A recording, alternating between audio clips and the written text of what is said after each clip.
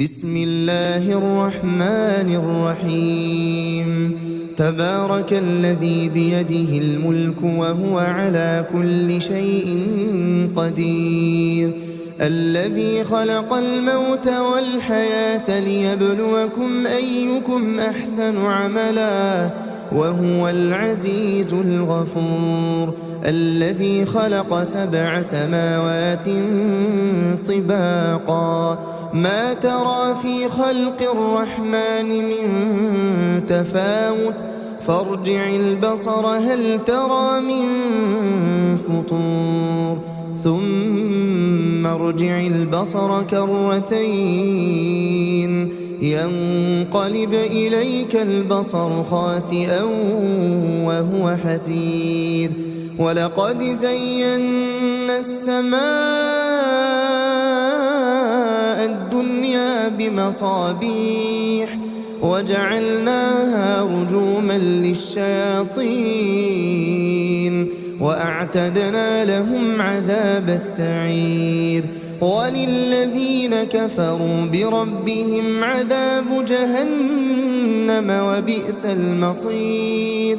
إذا ألقوا فيها سمعوا لها شهيقا وهي تفور تكاد تميز من الغيظ كلما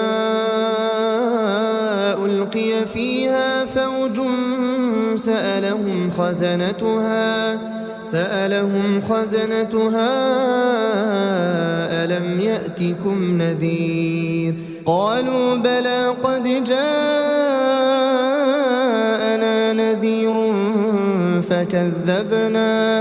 فكذبنا وقلنا ما نزل الله من شيء إن أنتم إلا في ضلال كبير.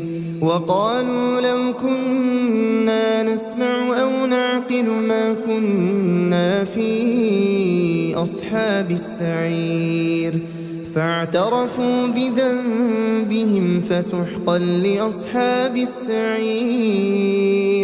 إن الذين يخشون ربهم بالغيب لهم مغفرة وأجر كبير. وأسروا قولكم أو اجهروا به إنه عليم بذات الصدور. ألا يعلم من خلق وهو اللطيف الخبير. هو الذي جعل لكم الأرض ذلولا فامشوا في مناكبها وكلوا من رزقه وإليه النشور. أأمنتم من في السماء أن يخسف بكم الأرض فإذا هي تمور أم أمنتم من في السماء أن يرسل عليكم حاصبا فستعلمون كيف نذير. ولقد كذب الذين من قبلهم فكيف كان نكير. أولم يروا إلى الطير فوقهم صافات ويقبضن ما يمسكهن إلا الرحمن إنه بكل شيء بصير. أمن هذا الذي هو جند لكم ينصركم من دون الرحمن إن الكافرون إلا في غرور. أمن هذا الذي يرزقكم إن أمسك رزقه بل لجوا في عتو ونفور.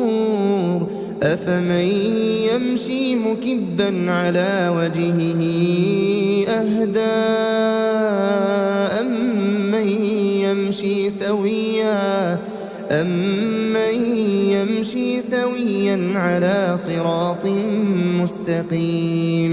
قل هو الذي أنشأكم وجعل لكم السمع والأبصار والأفئدة قليلا ما تشكرون قل هو الذي ذرأكم في الأرض وإليه تحشرون ويقولون متى هذا الوعد إن كنتم صادقين قل إنما العلم عند الله